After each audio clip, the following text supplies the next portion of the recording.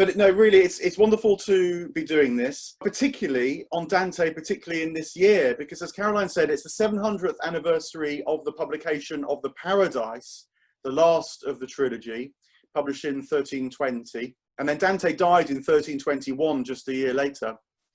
So it feels like a significant year. I don't know whether the media is going to pick it up a bit more next year with Dante's death. But part of the reason why I decided to kind of go for it this year was because the Divine Comedy was one of those texts that I can honestly say did change my life. I was doing my training in psychotherapy, which of course means your own psychotherapy. I was sort of ready to pop in that. And reading the Divine Comedy in a group actually with the Temenos Academy towards the end of that 5-year period was transformative. It was absolutely tremendous. And I realized that this is a text that however else you read it, whether you read it as an amazing bit of poetry, the foundational text of modern Italian, a key historical document, however you read it, you're missing on something if you don't read it as a spiritually transformative text. It is inspired, I believe, and it will inspire you. And it's very much that element that I'm going to try and draw out this evening. This year I've been reading it again. I mean, I've read it several times, and I thought I'd do these both audio podcasts and YouTube posts, canto by canto. I'm up to Purgatory 27. So we'll be getting to the end of Paradise sometime in September. You know, it is a struggle. You've got to wrestle with it. You need to give it time. But that is what happens with anything that really shifts your consciousness, that doesn't just tell you what you kind of already know in a more fancy way, but actually really alters your perception. And if you go away this evening just having a vague sense that that could be possible, and you want to give the time to it, then that would be great for me. I feel very evangelical about it. And I feel we need it now. You know, it was written 700 years ago. It was absolutely the vanguard of spiritual development at the time. And it still can do that for us now, I think. You know, these spiritual texts have that timeless quality when they put us in touch with eternity. And that is ultimately, I hope, what the Divine Comedy can achieve. Now, in the chat column there, I've put a couple of recommendations of translations. Probably the easiest one to get hold of is the Penguin Classics, which is probably going to be in most bookshops and certainly online. It's really good, it's clear, it has enough notes, but not too many notes. If you get into it a bit more, then you may want to get into the Hollander's translation, which is published by Anchor Books. It's a bit faster, it's got a lot more notes. But it will, you know, satisfy a lot of questions. Neither of those are as good as I would like on the spiritual side. And if you wanted to get one book that might begin to open that up for you, apart from what I say tonight, then this is a bit of a classic. This is Helen Luke's book, Dark Wood to White Rose. She was a Jungian analyst. She also has a lot of Dorothy L. Sayers translations of the text in her own text. So if you like a kind of Jungian take on things to get you into something, that's a good one to get hold of as well. And that's just some suggestions. But I've been going for it for myself, so you might want to look at my own podcasts and YouTubes too. Okay, now we build this very much as, you know, lots of knowledge or no knowledge of the Divine Comedy. And like great texts, if you start again from the beginning, you see something new. So that is absolutely no loss. And moreover, it gives me a wonderful chance to share these brilliant images. So I thought for the first 20 minutes or so, I sort of take you through what happens. Then we'll have a break, as Caroline mentioned, for any kind of clarificatory questions, perhaps particularly at that stage, just to sort of unpack that a bit further. But then I'll return and ask, no, but what really happens? What is so transformative about this text in the second half, up to maybe about 8:30 or so, see how it goes. And then we'll have these breakout rooms, which I hope will be a chance to sort of chew the cud a bit yourself before a final 15 minutes, perhaps, where we have a general questions kind of section that I hope will bring it together and get you launched in the Divine Comedy if you're not already. Okay, so look, sit back for the first period and I'll show you 30 or so slides which take us through the Divine Comedy. So I hope now that you can see that. This is one of Doré's images. Gustave Doré is one of the absolute classic illustrators of the Divine Comedy. And you may know that it begins with Dante midway through the journey of his life, waking up and finding himself in a dark wood. It is a midlife crisis. You know, he was quite a successful politician. He was well known as a poet, already an innovative poet, not just you know, one of the poets of his times, breaking new ground. So life seemed to be going well. But as it were, he wakes up and realizes that he's completely lost his way. He doesn't even know what path he's on. And I think that's one of the reasons why it's a bit of a timeless classic and still speaks to us now. Because in some ways, although we sort of feel we know what life's about, you know, and maybe many people would feel we've got much more of life than, say, the 14th century. But many, perhaps even exacerbated by what's happening in the lockdown now, are waking up and realizing that they don't know what path they're on. Even in the church, perhaps, they don't know what path they're on. And Dante is an excellent way to try and engage with that. So he wakes up in the dark wood, and the first thing he sees, here's one of William Blake's brilliant images, is actually a mountain. And it looks like the sun is rising behind the mountain, and everything's going to be okay. All he needs to do is follow the sunlight, step up the mountain, and actually he'll find his path again. It's that moment in any spiritual journey where you think there must be a shortcut. If you've ever walked a labyrinth, it's the early bit of the labyrinth where you get taken almost to the center and you think you're there, and of course you're not. And that is precisely what happens to Dante. Blake here depicts him in the red, and he faced these three beasts. You know, people reflect a lot on what the beast represents, but the short story is that they block his way. And then he's joined by Virgil, who has been sent from heaven, so descending here, by Beatrice, Lucia, and the Virgin Mary, three heavenly ladies. Now, Beatrice, as you may well know, was the woman who early in his life Dante fell in love with in a kind of infatuated way. And she became a kind of North Star throughout his life, around which he revolved in all his attempts to understand what love might mean. And the Divine Comedy is his kind of the culmination of that lifelong struggle. And again, it really is a struggle.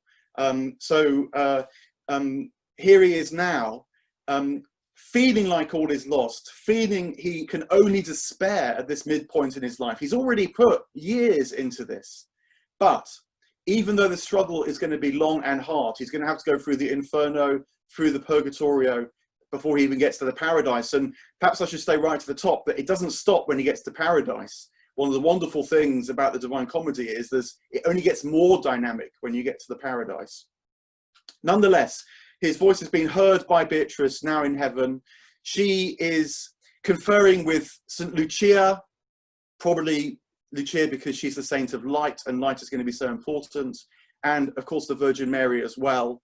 And they send down Virgil, who very much inspired Dante in life, and so can begin to guide him now. And they set off, and there's all. I'm sort of cutting to the chase a bit here. Every canto reflects on the moment. It's not just as a there and then happened and then happened. It very much invites you to think, but what is this scene about? What is this situation about? We're already in a world where everything is absolutely pregnant with meaning. And in a way, all you have to do is attend to the now, and it will lead you on. But to tell it as a bit of a story, they approach the gates of hell. And above, if you can just see again in Doré's image, the inscription there famously reads, "Abandon hope, all you who enter here." But it also says other things. And in particular, it says a whole series of statements that begin with the phrase, I am this, I am that, I am the other. And so if you've had any kind of Christian training or learning or know any Christian culture at all, this immediately makes you think of the I am statements that Jesus made about himself in John's gospel. And right from the get-go, you think, look, I think I know what's happening. We're about to descend into hell. Abandon hope. Yep, that makes sense. But right from the start, Dante feeds in these details. And I think one of the things that makes this a text to read for your spiritual transformation is to pay attention to the details, because Dante wants you to start from what you know, but he wants to upset what you know in order to take you further. You know, when cultures, you might say, and when churches get stagnant, when they feel like maybe they're in decline, it's not that they haven't got things to say, but it's just that the things they're saying got a bit tired. And so you have to start introducing ideas from the left and the right in order to try and find the new origin again, find the charisma, return to the source. And that's what the Divine Comedy is so brilliant at doing. And it happens even as they begin to descend into hell. Here is Botticelli's famous map of hell. So let me give you an overview now that I hope gives you some sense of where we're going to go in this first part. In the top left-hand corner there, I hope you can just see that box that's gone round it. This is kind of like the bit before the Inferno proper. There's actually quite a lot of souls there. They're individuals in life who just couldn't make their mind up to do anything very much. And so they get kind of hanging around in nowhere. They don't even get the chance to wrestle with the Inferno. So that's the first group they meet. They enter hell. Several things happen, but in a way, the next big place that they come across is Limbo. And Limbo is quite a nice place. It has light, it has beautiful buildings, it has grass and trees. There they meet a lot of very famous people, poets, philosophers, but who lived without knowing the Christian dispensation. And it sets up, again, something which you might expect from a medieval text, that if you don't know about Christianity, then you're going to be somewhere in hell, even if in a rather nice place. But with Dante's trickery, it also makes you start asking questions, because he learns from these people in Limbo. He's walking with someone who was originally in Limbo, Virgil. And so it's beginning to, at the same time, make you think, look, do I really know all that's going on here, even as it seems that I might be seeing what I expect as we come across Limbo? They then go through some of the first circles of hell, which you can see above the text box that I've just added there, the longer one. And in a way, the next really big thing that happens, apart from meeting quite a lot of souls on the way so far, is they come to the city of Dis. And you can see, I hope there, the castle and the turrets and the flames, which are all the devils on the top of the turrets. And both the Inferno, Purgatory and the Paradiso, actually, they're all broken up into roughly 3 chunks. And as you pass through each boundary, there's a sense that you're going more deeply into whatever you're presented with, wherever you happen to be, whether it be the light of heaven or the darkness of hell. And so this represents a sort of phase change or a transition change. It's a bit of an initiation rite, even, I think, for Virgil and Dante, and it enables them to enter more deeply into what this Inferno is all about. They then come through some more terraces until they come to an even bigger drop, which I hope you can see inside this rectangular block now. If you just see the sort of sheer face there of the even deeper drop. And this takes them into the lowest reaches of hell, where there's another drop at the bottom, almost at the bottom, where some giants lower them down, until eventually they come to the lowest part of hell. It's depicted as if it were at the center of the earth, where they see Lucifer and those who have so fallen away from God's light that they almost fall out of existence altogether.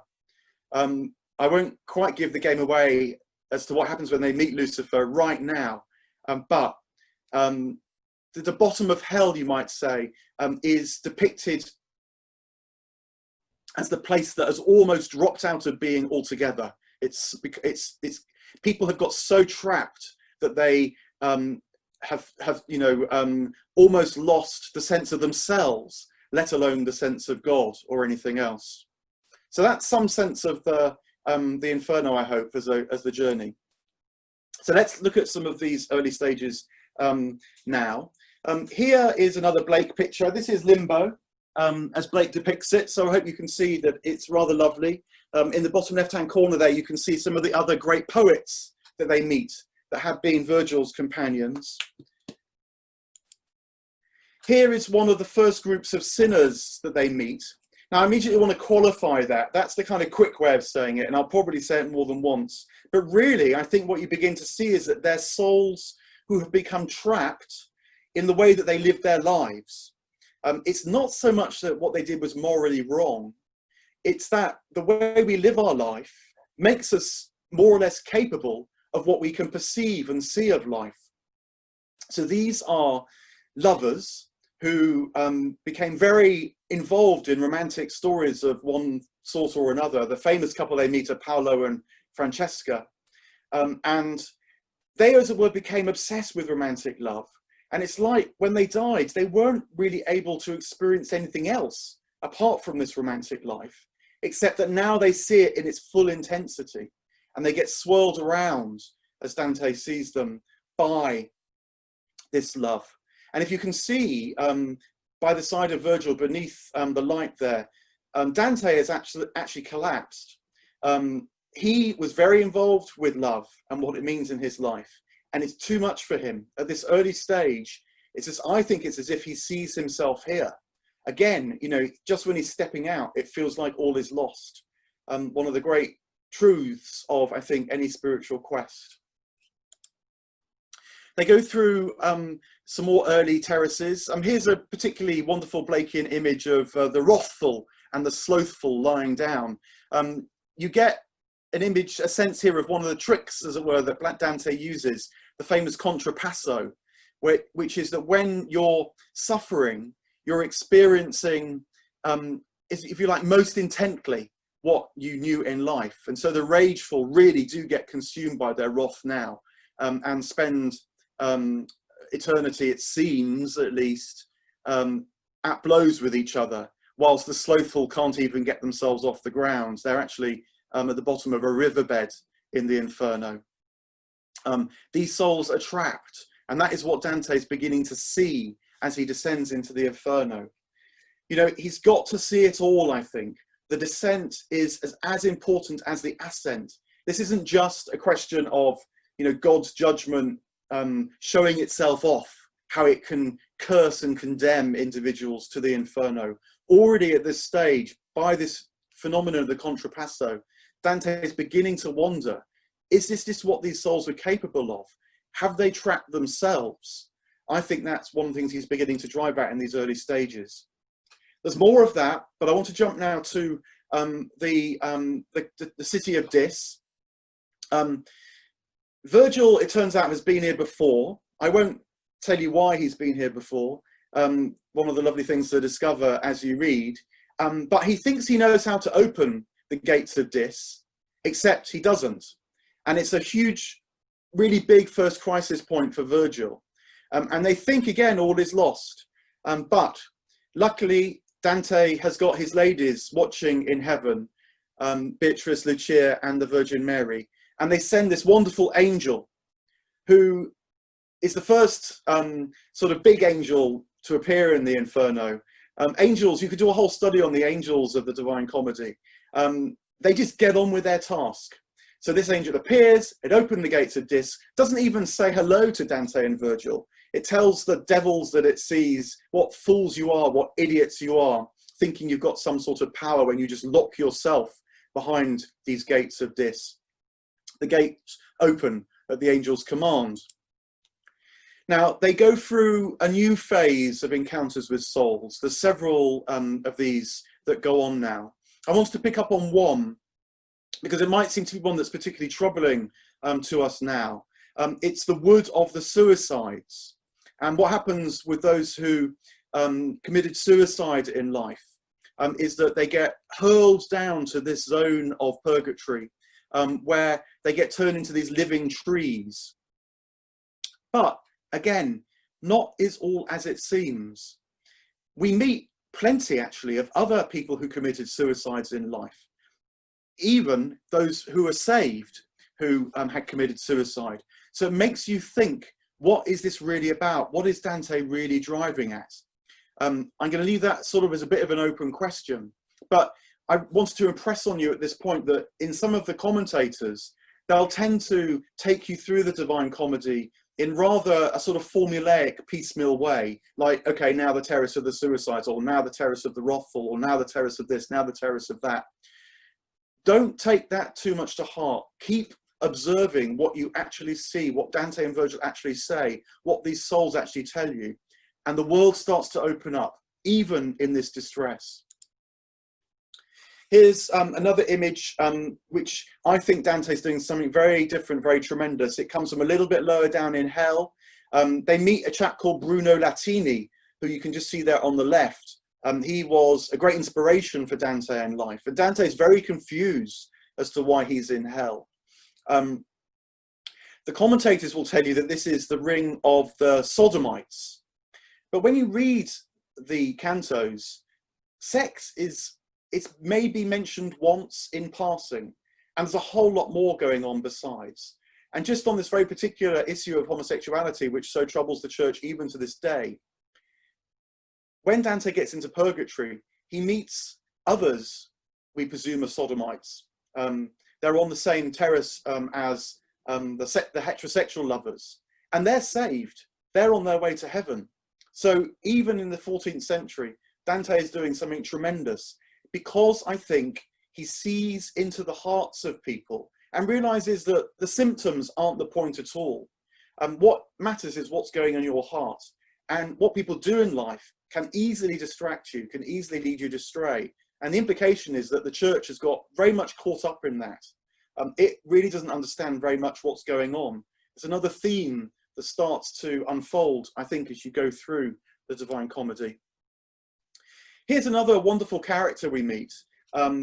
Virgil starts talking about the Old Man of Crete. And this is a kind of mythological figure which Blake has depicted here. I wanted just to mention it in passing because the Old Man of Crete is a figure that has a golden head and a silver chest, but terracotta legs, and he's starting to crumble by his right foot there. And I think what this signals is Dante isn't just interested in the individual and their journey. He's not just even interested in society and the church and what's happening to it. He's got a civilizational view. And I think what he's beginning to signal here is that whole civilizations can forget their gold and silver. They can forget their source, their origin, their inspiration, and they can start to lean on their crumbling terracotta feet. And to, throw a big thought in right now, I do wonder whether one of the reasons why the Divine Comedy can so inspire today is because we live in a culture that is rapidly, I think, forgetting its gold and silver and is leaning more and more on its terracotta feet. And we need things like the Divine Comedy to help us with that. Anyway, there's a lot one can say about that, but that's the Old Man of Crete. If nothing else, just to give an indication of all the richness, all the unexpected stuff that comes up as you make this journey. They come to another huge transition point, and this is one of Botticelli's wonderful cartoons. He's particularly wonderful because if you look at it, you see that Dante and Virgil are depicted several times in the image, and it gives you this sense of movement and dynamism. He was animating hundreds of years ahead of his time, and they climb onto a terrific beast called Geryon, who lowers them down into the next stage of hell. Things are getting a whole lot worse. We must mention a pope, because there's lots of popes in hell. This is a pope who was a simoniac, who charged for blessing, an early trader in church's blessings. He's upside down with his feet aflame, kind of mocking the flames that were supposed to dance on his head, signaling the Holy Spirit at his ordination.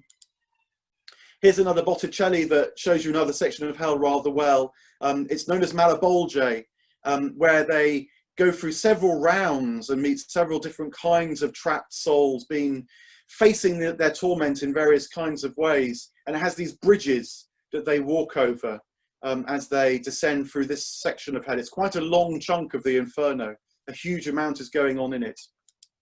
Then they come to the final part and they meet these giants. You can see their backs there in Blake's wonderful images. And one of the giants lowers them down into the chilliest, darkest parts of the Inferno, where finally they meet Lucifer. And in this one of the most gobsmacking revelations of the whole Inferno, the whole comedy perhaps, it turns out that Lucifer is frozen in hell. He can barely move. His enormous wings just sort of beat, a bit like a fish out of water whose mouth keeps going. He's not really even alive. He's in this deep place almost of non-being. If it got any chillier down there, they would just vanish. They would just disappear. But in another amazing moment, they climb right onto Lucifer's body. And as they're climbing down towards his waist, suddenly Dante realizes that they're climbing up. They're beginning their ascent, even whilst they're on Lucifer's body. And again, it's an amazing depiction of a profound spiritual truth, that when you thought you were descending, you were actually ascending, even if you didn't know it at the time. And I'll try and pick up that thought in some of the comments about why this is a spiritual transformative text. So they come to the second part. They come to the Purgatory. It's a mountain, and it has several terraces too. The quick way of saying it is that on different levels, different kinds of problem are encountered. It can be quite brutal, but all the souls now know that they have hope, and they have a completely different relationship to themselves. They're seeing themselves, embracing themselves, particularly in their darkness, because they know that's the only way to discover the light that exists all around them, but their preoccupation with themselves has eclipsed. So they climb steadily up Mount Purgatory. Here's some of the places they visit. This is actually anti-purgatory. They wander around quite a lot to start with, sort of finding their bearings, meeting various souls, wondering quite how to get launched on this journey. Again, another profoundly true comment about the spiritual life. You can wander around for a long time, even if you kind of feel that things are going to go well, not quite sure what's happening. They meet another wonderful angel delivering souls to the seashore. Wanted to show you that. And then one of the first really significant moments for Dante in the Purgatory is he has a dream. And he dreams that he sees Jove as a great eagle snatching Ganymede in a kind of lustful abduction. And this canto features lots of allusions and direct stories of erotic desire to possess, even abduct, even rape. It's pretty, he's full on, Dante. You know, there's nothing that you would have thought of that he doesn't at least allude to. And then he wakes up, and Virgil tells him that actually something completely different was happening, that he was being carried by Lucia, the saint of light, up to a higher part of Mount Purgatory. She was kind of getting him going on his journey proper. And that question as to what erotic desire is really about is one I think that hangs over the whole Divine Comedy, and again makes it absolutely the cutting edge of Christianity, which I'm going to return to in my second lot of thoughts. They come to the gateway of Purgatory proper. A lot happens, but they get let in by the angel there. And then they start up the terraces in Purgatory where souls are facing their troubles, but unlike in hell, not being trapped by them, but working them through, you might say, if you'll forgive a slightly psychotherapeutic way of putting it. Here are souls that are carrying great burdens that they loved in life, their pride kind of stuck to in life. And now they're having to see quite how much that cost in order that they can not just cut it off, but they, I think, can own the whole richness of themselves in such a way that it can transmit and channel a whole lot more besides. Not, as it were, leave them thinking, I've got it all, I understand what's going on, as pride can tell you. Angels often appear, so I wanted to have another little image of an angel here, often to tell them how to make the next bit of the ascent, as you can see Dante and Virgil moving up. And then they get close towards the top of Mount Purgatory and they meet a third figure who spends quite a lot of time with them. He's another poet called Statius. Right in the center there, you can see him with his hand up, because it turns out that he has been saved, actually. He's done his time in Purgatory. But what's so interesting is that he is a pagan poet. And it raises this question, which is becoming a bit pressing now, because if you know anything about what happens at the end of Purgatory, you'll know that Virgil suddenly disappears. And again, the standard question is, Virgil, no Christian, therefore condemned for all eternity in hell. But I think a lot's been happening for Virgil as he's been ascending too. And I try and draw this out in my own commentaries. And Statius signals that everything can happen. And that in a way is the whole point as well, I think, that with the right sight, you see that all things are possible with God, to sound like a bit of a preacher for a moment. They come to the final part of Purgatory, which is in a way where it all comes together for Dante. He has to walk through this fire that I think a bit like the alchemist's fire, or a bit like the blacksmith's fire, is about refining, purifying the metal of which he's made, if you like, and so that he's not because God cares about our sin that much, but so that he's really capable of bearing what he's going to see in paradise. And it turns out that what you can bear very much signals where you find yourself in paradise. So this is the fire at the top of Purgatory. And if you can see here in this illustration, they walk through the fire up the final staircase at the top, and they reach what's known as the earthly Eden. It's the Eden now redeemed, at the top of Mount Purgatory, the place where they kind of gather before launching off into paradise itself. Here, he finally meets face to face with Beatrice. She appears on this extraordinary procession. And again, just to kind of signal how extraordinary this is, first of all, it's pretty clear that Beatrice is in the place you'd expect to find Christ. Christ is no longer the man who lived in Palestine. Christ is the divine Logos, who has been incarnating busily, you might say, in all sorts of individuals right across time. If only we have the eyes to see and the ears to hear. That's a bit of my spin on it, but I think that's what's going on. And Beatrice is ferocious towards Dante at this moment. Again, I'll leave it open what she actually says, but it just signals, I think, that, you know, paradise is bliss, but it's real work too. It's joyful work, but it's a constant process of transformation to become more and more capable of the divine.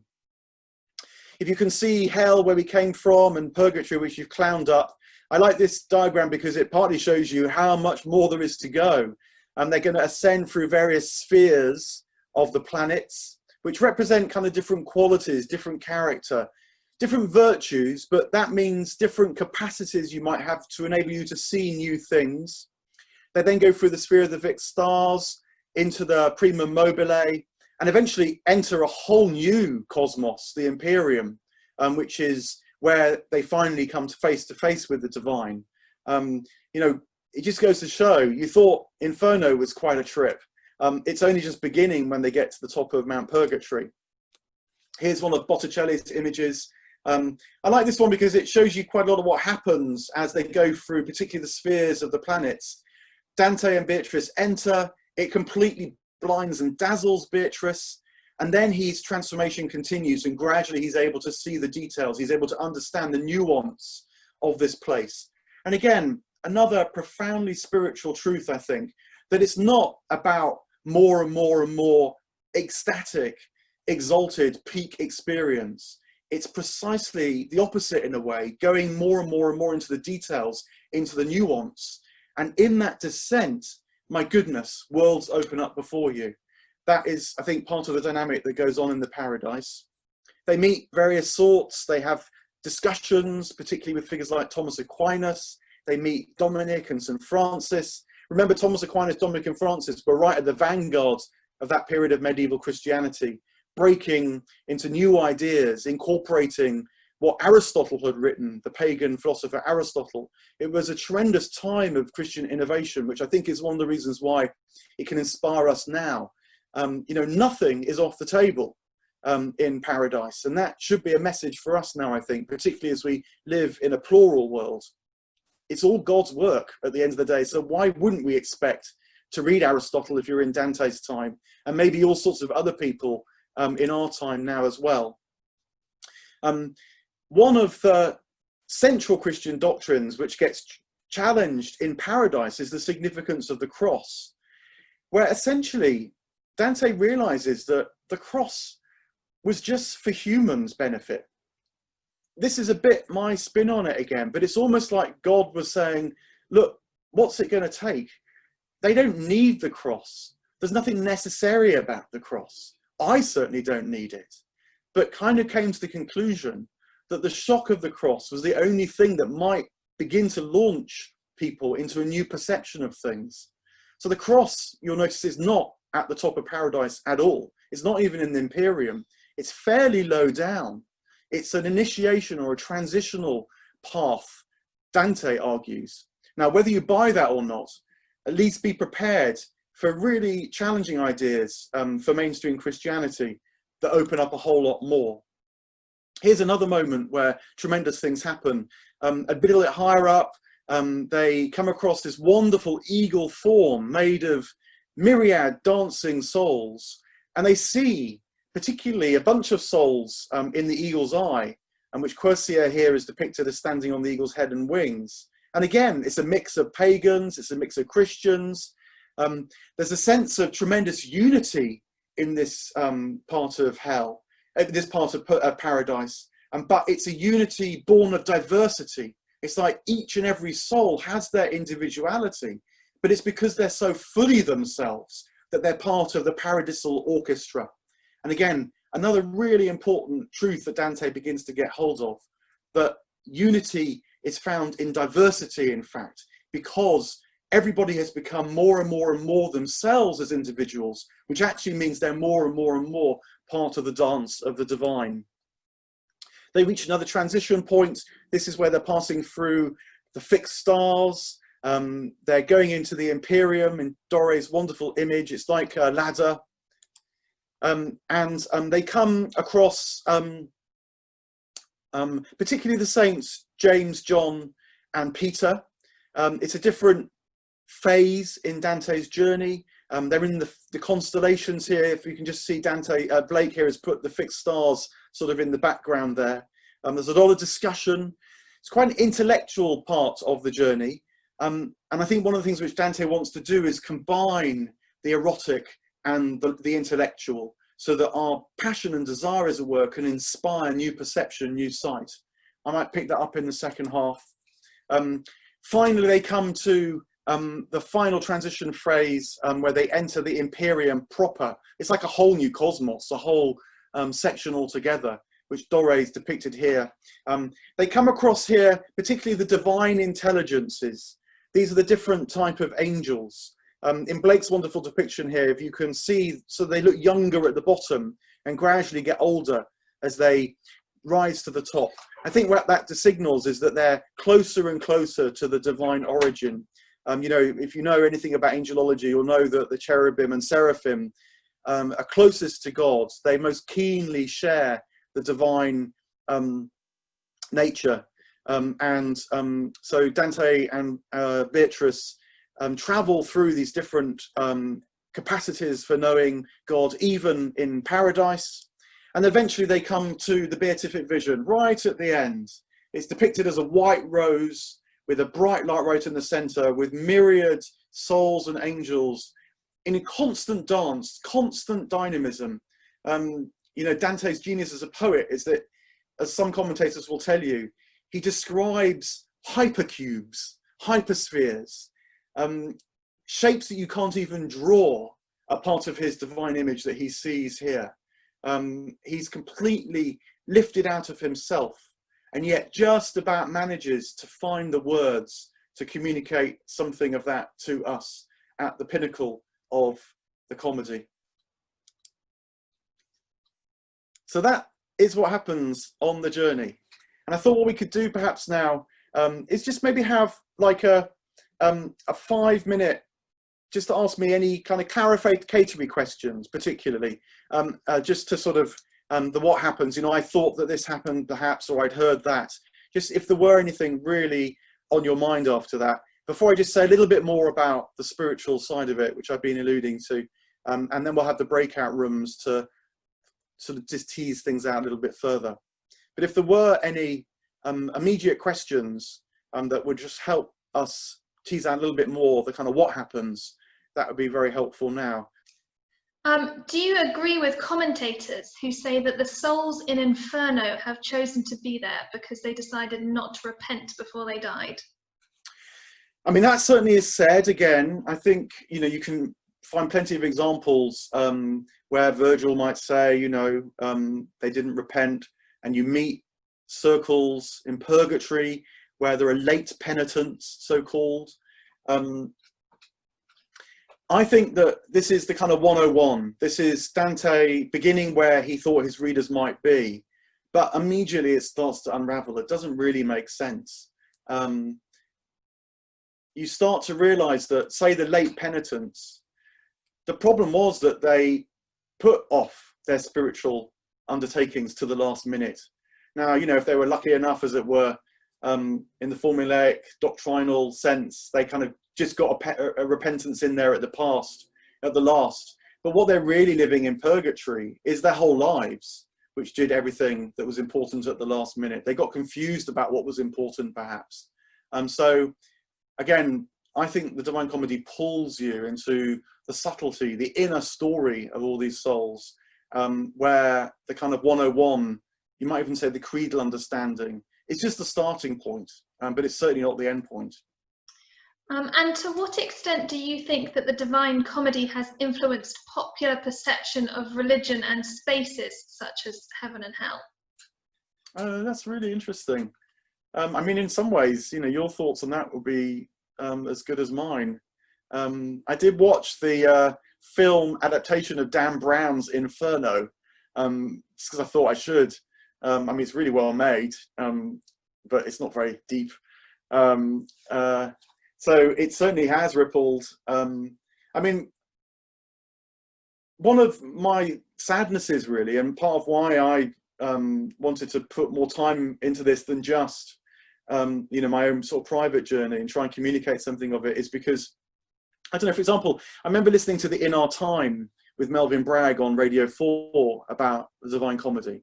And they basically said, look, we don't understand paradise, we don't believe in purgatory, let's just look at the Inferno. And I thought, that is so telling of our times, that we understand the tragedy, we understand the suffering, we understand the sense of feeling trapped. And we've almost lost a sense of what transformation might be about, let alone what divine life might be about. And I think that's quite widespread. I feel it as much when I walk into churches as anywhere else. And so the Divine Comedy has influenced us, but sadly, you know, often because of the suffering, rather than because of the liberation. Can you tell us, is Dante affiliated with a particular religion or spiritual practice? And then how do Dante's visions of the cycles and journeys of the soul sit with non-Christian belief systems? Yeah, brilliant question.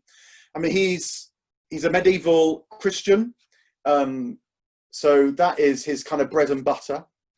He lives pretty soon after Islamic thought is starting to flood through Europe, as well as ancient Greek thought, particularly the works of Aristotle. This is very much in the mix of medieval Christianity. It causes huge fights, books get banned, all that stuff you expect, but it rejuvenates Christianity as well. And in fact, the notion of subtlety in the afterlife, you know, the different terraces, the different levels, probably comes from Islam, that had previously developed this much more substantially than had been the case in Christianity. And although there are very difficult moments, particularly in the Inferno, around particularly Christian-Muslim relations, again, it turns out that there's a whole lot more going on than meets the eye. So I think that whilst this is a particular story from a particular time and place, and it's probably going to speak more naturally to those who at least have some sort of either classical or Christian awareness, sense of things. It's like it's this spiritual truth again, that it's actually the particular that takes you to the universal. It's not the general that takes you to the divine. It's when you go more and more and more into ultimately your story, your sense, but probably through a particular tradition, that it opens out into the all. Fabulous. I think just a couple of quick questions finally. Someone's asked, what's the story on Blake and Dante? Obviously, a lot of those beautiful images from Blake, they obviously spoke to him. Can you tell us more about that relationship? Yeah, so Blake was actually working on his Dante illustrations as he was dying. Some of his followers have recorded in their diaries that they went to see Blake in bed, you know, that was going to become his deathbed, and he was working on illustrations for the Divine Comedy. He didn't finish them. There's quite a lot missing, particularly in the Purgatory and in the Paradise. The person who taught me, William Blake, she always used to say that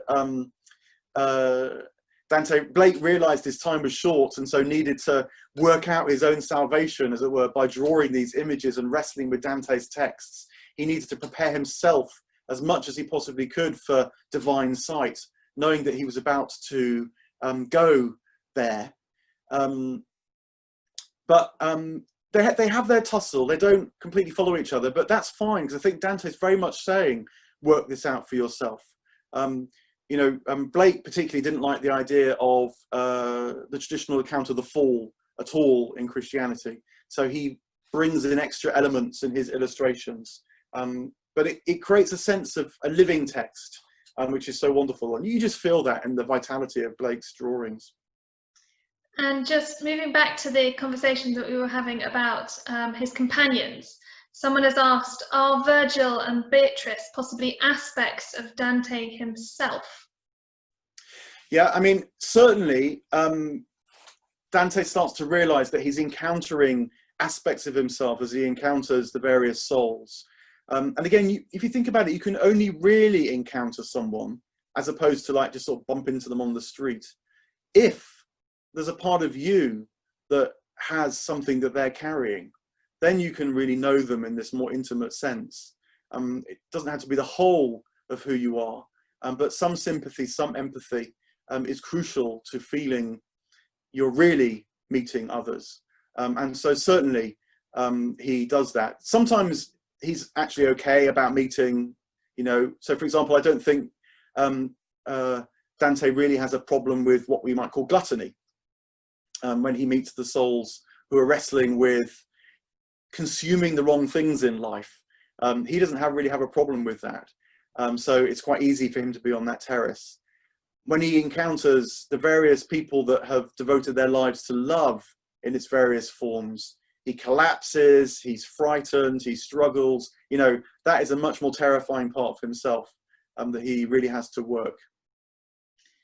And then finally, one person obviously is also a psychotherapist and is wondering how a psychotherapist's role might be influenced by this spiritual view of the Divine Comedy. And maybe that leads us neatly into your next section. Yeah. Well, what we might do actually is I've more or less covered what I was going to say because of these wonderful questions. So we might actually go into the breakout groups for sort of a few minutes and then come back. And I could say a little bit more or have further questions at the end. But just to answer that, I mean, I had quite a traditional psychoanalysis. I went many times a week, lay on a couch, and it was brilliant for opening up the darkness with which I was wrestling. Put it like that. But the Divine Comedy came my way at just the right time to start to work out what was going to happen next, in a way, how I was going to see other things, see something of the light, but in different ways. And so now that I am a psychotherapist, I always bear that in mind, to keep listening for where the light is starting to show through. having learned particularly from the Divine Comedy, that, as I've said a few times now, you know, the descent and the ascent, it turns out, are actually part and parcel of the same dynamic. Because when you descend and see, you also start to see around, you start to see more. And so as a psychotherapist, it's really helped me to be alert to trying to see the more, as well as what is causing such suffering or distress, you know, right there in the room. A bit of a discussion. If anybody had any sort of follow-up questions as a result of those group discussions, please do feel free to pop those in the chat, and I'll ask Mark on your behalf. Haven't had any immediately, which is fine. Oh, no, we've got some here. So one group was discussing whether or not there are direct or indirect parallels between Dante and the Pilgrim's Progress. Yeah, I mean, I think there are. It's from a different time. You know, it's a few hundred years after. I think it's more allegorical. You know, the Slough of Despond and all that. It's you can, as it were, pick up a bit in the story and decode it, if you like, which is more like an allegory. Whereas I think Dante, certainly Dante presents it as if it happened. I mean, I actually think it did happen. I don't think it happened like he went on a big trip, but I think over a period of time, he received various revelations, if you like, that he then worked with his own poetic genius. But I think that's what divine revelation is like. It doesn't just sort of brain dump on you, because God doesn't really want robots, I don't think. God wants living souls who can share this joy. So, I mean, and I'm not just saying this, Dante, several points in the Divine Comedy, directly addresses his readers and says things like, reader, you're not going to believe this, but this is what happened next. I mean, he puts it more beautifully than that. But nonetheless, yeah, so I think that's one of the differences. This is this really is a journey, I think, into these domains, not just a kind of allegory that helps you understand the journey of life. Brilliant. One person's asked, do the souls in the Divine Comedy in any sense prepare to return to the earth in a new incarnation? Yeah, the quick answer is no. There's no sense of reincarnation. The only hint, this is getting a bit inside baseball now, but once one soul does appear in two places. Now, you know, some commentators said that Dante made a mistake. Others say maybe this is some sort of bilocation. I bet Dante realized he'd done that. I mean, you know, he worked on this for years. And maybe he's just nudging to even all that he has suggested, all that he has seen, the farthest reach and extent of what he can grasp and express to us. There's more. And maybe that more is something which we pick up now, 700 years later. Did Dante come to the attention of the Inquisition? Yeah, I think the book was banned. I can't remember all the details here, so don't take me just at face value. But yeah, he got into trouble, and the church was pretty wary of it. I mean, you know, unsurprisingly, some of the most colourful characters are popes burning in hell. And I think I'm right in saying that the last thing that the Virgin Mary says in heaven is cursing a pope. It can happen even in heaven. So this was too hot to handle for certainly quite substantial chunks, I think, of church history. And is the journey that Dante describes the journey for all souls, or do some have a slightly different journey? So just hoping I've picked up the question properly. I think this is a dynamic text. It changes even as you engage with it, which is why you can read it again and again and again. And I think that in a way, as much as a sort of, you know, a static text can, it gives you the sense that all the journeys that you meet here or here or here are themselves on a journey. So as it were, you know, if you went back now, they'd all be in different places, if you like. The whole thing is dynamic. And again, another thing I like about it is that when you get to heaven, it's not just blissing out. The dance gets more and more sophisticated and interesting and nuanced and collaborative, and the dynamism just keeps on going. And I think one final question, if these are divine revelations, why does Dante not have a higher status in the church? Why does he not receive more recognition? Yeah, I mean, I guess it's a bit who do you ask.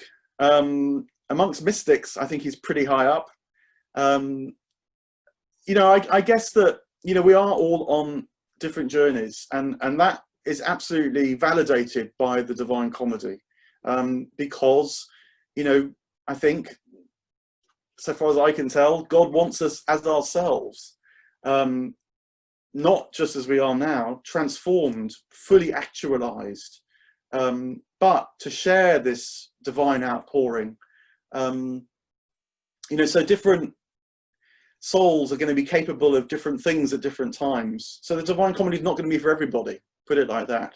But that is where it's built into the Divine Comedy. But I mean, I think it is fairly widely recognized as maybe even like in the top 3 great literary products of the Christian tradition, say. You know, if you just put the Bible to one side. So it's pretty well adulated, but I think that when you get into it, you start to realize, you know, it's up there in the Premier League. Thank you so much, Mark. I don't think we've got time for any more questions, but do, if you'd like to give us some of your sort of final remarks. Yeah, maybe the only thing that I was going to mention that hasn't been covered off, at least in passing, is how time changes through the Divine Comedy. This perhaps is connected to the thought about how it's not just a literal ascent into earth. Basically, in the Inferno, you start to realize that the souls are obsessed with the past and the future, and it locks them in place. They're either obsessed with what happened or what's going to happen, maybe to their enemies or to themselves, as it were, at Judgment Day. And Dante starts to realize that if you just fixate on the past or future, nothing changes, because it's only in the present that things change. And then when they get into the Purgatory, there's a great sense of day and night, and Dante has these dreams and so on, but everybody is focused on what the present means.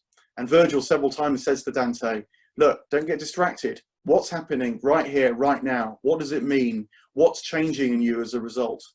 So that, I think, is why the present so matters. You know, again, many spiritual texts would tell you this, and because it's here and now that things change. And actually, it's here and now that everything you need to make the next change can be found as well. And then when they get into paradise, time becomes diaphanous. Maybe I'll leave, you know, leave that as a kind of invitation to really get going on these texts if you possibly can. But broadly speaking, they do enter eternity, and they have a sense of the past and the present and the future, but they're not confined to the past, the present and the future. Everything can move.